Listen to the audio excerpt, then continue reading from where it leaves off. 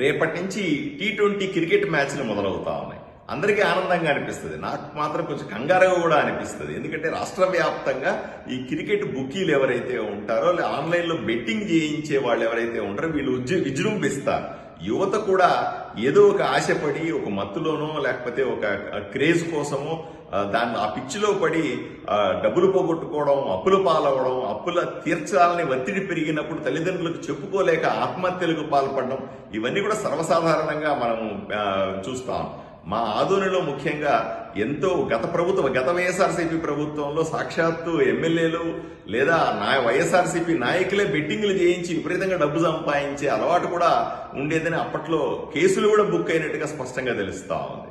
మొన్న కూడా నేను ఎమ్మెల్యే అయిన తర్వాత కూడా కొంతమంది బుక్కిళ్ళు బుక్ చేయడం, కొన్ని కేసులు బుక్ చేయడం కూడా చేశాం. దీన్ని ఆపాల్సిన ప్రయత్నం ఎంతో ఉంది. పోలీస్ డిపార్ట్మెంట్లో 90% నిజాయితీ పరులు, సమాజంలో మంచి కోరేవాళ్ళు ఉంటారు. కానీ అన్ని శాఖల్లో ఉన్నట్టుగా ఇక్కడ కూడా ఒక 5 మందో 10 మందో ఎక్కడో ఈ అసాంఘిక శక్తులకు తోడిచ్చేవాళ్ళు, అసాంఘిక శక్తులకి అవకాశం కల్పించే వాళ్ళు కూడా ఉంటారు.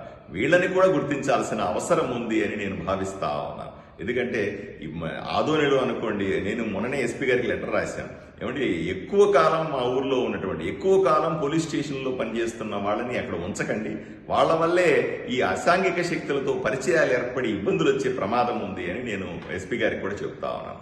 సో ఈ సీజన్లో ఈ టీ20 మ్యాచ్లు నెలన్నర జరుగుతాయి. ఈ సీజన్లో ఎవరు కూడా ఈ బుకీల బారిన పడకుండా, ఎవరు ఈ ఆన్లైన్ ట్రేడింగ్ల వైపున, ఆన్లైన్ బెట్టింగ్ల వైపున పోకుండా ప్రజల్లో అవగాహన పెంచాలి, యువతలో అవగాహన పెంచాలి, తల్లిదండ్రులను అప్పుడు కూడా అప్రమత్తంగా ఉండాలి, పిల్లలు ఏం చేస్తున్నారో చూసుకోవాలి. ఇవన్నీ చేస్తే తప్ప లక్షల కోట్ల రూపాయలు నష్టపోయేటువంటి చిన్న చితక కుటుంబాలు తర్వాత జరిగే తీవ్రమైన పరిణామాలు ఎదుర్కోవడం కష్టంగా ఉంది. ఈ విషయం మీద నేను ఎస్పీ గారికి, మిగతా పోలీస్ డిపార్ట్మెంట్ కూడా ఉత్తరం కూడా రాస్తా ఉన్నాను, జాగ్రత్తలు తీసుకోవాలని. రేపటి నుంచి టీ20 క్రికెట్ మ్యాచ్లు మొదలవుతా ఉన్నాయి. అందరికీ ఆనందంగా అనిపిస్తుంది. నాకు మాత్రం కొంచెం కంగారుగా కూడా అనిపిస్తుంది. ఎందుకంటే రాష్ట్ర వ్యాప్తంగా ఈ క్రికెట్ బుకీలు ఎవరైతే ఉంటారో ఆన్లైన్లో బెట్టింగ్ చేయించే వాళ్ళు ఎవరైతే ఉంటారో వీళ్ళు విజృంభిస్తారు. యువత కూడా ఏదో ఒక ఆశపడి ఒక మత్తులోనో లేకపోతే ఒక క్రేజ్ కోసమో ఆ పిచ్చిలో పడి డబ్బులు పోగొట్టుకోవడం, అప్పుల పాలవడం, అప్పుల తీర్చాలని ఒత్తిడి పెరిగినప్పుడు తల్లిదండ్రులకు చెప్పుకోలేక ఆత్మహత్యలకు పాల్పడడం ఇవన్నీ కూడా సర్వసాధారణంగా మనము చూస్తాం.